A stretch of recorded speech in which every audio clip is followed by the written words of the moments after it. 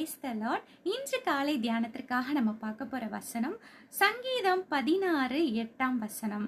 கர்த்தரை எப்பொழுதும் எனக்கு முன்பாக வைத்திருக்கிறேன், அவர் என் வலது பரிசத்தில் இருக்கிறபடியினால் நான் அசைக்கப்படுவதில்லை.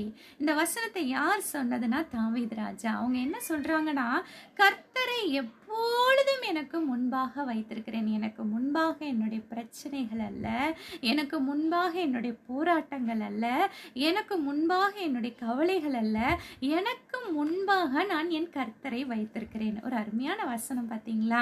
நான் ஒரு சின்ன உதாரணம் சொல்கிறேன். ஒரு ஊழியக்காருக்கு பல பாடுகள், பல பிரச்சனைகள். அப்போ அவர் அழுது கொண்டே ஆண்டவரை பார்த்து சொன்னாங்களாம், ஆண்டவரே எனக்கு எவ்வளோ பிரச்சனை இருக்குது, எவ்வளோ வேதனை இருக்குது, ஆனால் எனக்கு நீங்கள் எதுவுமே ஹெல்ப் பண்ணுற மாதிரி தெரியலன்னு ரொம்ப அப்படியே கண்ணீரோடு அவங்க தூங்கிட்டாங்களாம். அப்போது அவங்க அந்த கனவுல ஆண்டவர் காமிக்கிறாராம், அவங்க பாதையில் பார்த்திங்கன்னா முள்ளும் கரடுக்கும் அப்படியே பயங்கரமான கஷ்டமான பாதையில் இருந்துச்சு. அதில் நடந்தனால அவர் காலில் ரத்தம், அந்த கால் அடியில் பார்த்தீங்கன்னா அவருடைய கால் அடி பார்த்தீங்கன்னா ஃபுல்லாக ரத்தம் மாதிரி இருந்துச்சான். அப்போது அந்த ஊழியக்கார் பார்த்தீங்களா, ஆண்டவர் எனக்குள்ளே எவ்வளோ பிரச்சனை, எவ்வளோ பாடுகள். அப்போது ஆண்டவர் சொன்னாராம், அது உன்னுடைய காலடி இல்லை, அது என்னோட காலடி. நீ என் மேலே இருக்கிற, நான் தான் இந்த பாடுகளில் நடந்து போகிறேன், உனக்கு முன்பாக போகிறேன், உன் கூட போகிறேன் அப்படின்னு ஆண்டவர் சொன்னாங்களாம். நம்ம முன்பாக எப்போவுமே நம்மளுடைய பிரச்சனைகளை தான் வைப்போம். நம்ம முன்பாக ஆண்டவரை வச்சு பாருங்க, அந்த பிரச்சனைகள் எல்லாம் பெருசாவே தெரியாது. அவர் உன் வலது பரிசத்தில் இருக்கிறபடினால் நான் அசைக்கப்படுவதில்லை. அவர் என் வலது பரிசத்தில் இருக்கிறாரு, அதனால நான் என்ன பண்ணுவதில்லை, அசைக்கப்படுவதில்லை. எந்த பிரச்சனைகள் வந்தாலும், எந்த போராட்டங்கள் வந்தாலும் நான் என்ன பண்ணுவதில்லை, அசைக்கப்படுவதில்லை, நான் கவலைப்படுவதில்லை. எனக்கு எந்த போராட்டங்கள் வந்தாலும், எந்த நிந்தனைகள் வந்தாலும் நான் என்ன பண்ணுவதில்லை, அசைக்கப்படுவதில்லை.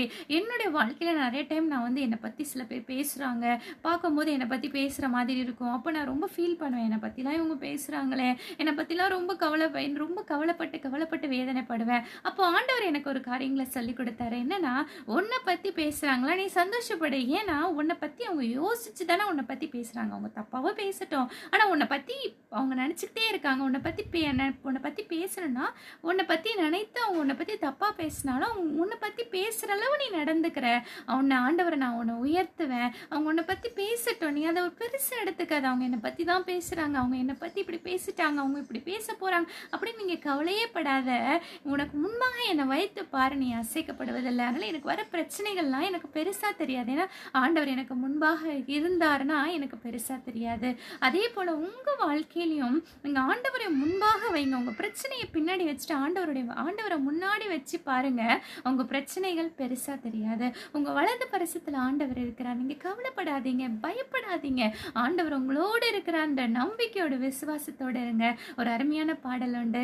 அசைக்கப்படுவதில்லை, நான் அசைக்கப்படுவதில்லை, கர்த்தரின் முன்பாக வைத்து விட்டேன், நான் அசைக்கப்படுவதில்லை. ஆண்டவர் எனக்கு முன்பாக இருக்கிறனால நான் அசைக்கப்படுவதில்லை. ஒரு நிமிடம் கண்களை மூடி ஆண்டவரை நோக்கி பார்ப்போமா? ஆண்டவரே, எனக்கு முன்பாக நான் உங்களை வைத்திருக்கிறேன்ப்பா, என் வலது பரிசத்தில் நீங்கள் இருக்கிறீங்க, நான் என்ன பண்ணுவதில்லை, நான் அசைக்கப்படுவதில்லை. அப்பா, என் வாழ்க்கையில் என்னுடைய பிரச்சனைகளை நான் முன்வைக்காமல் உங்களை முன்வைக்கிறேன், உங்களை நான் வலது பரிசத்தில் வைக்கிறேன்ப்பா. எல்லா பிரச்சனைகளும் அப்பா விலகி போவதாக. நீங்கள் எங்களோடு இருக்கிறதற்காக உமக்கு நன்றி. நான் அசைக்கப்படுவதில்லை அப்பா. நம்முடைய கருத்தில் நான் ஒப்பு கொடுக்கிறேன். இயேசு கிறிஸ்துவின் நாமத்தில் ஜெபிக்கிறோம் நல்ல பிதாவே, ஆமென். Have a nice day. Thank you.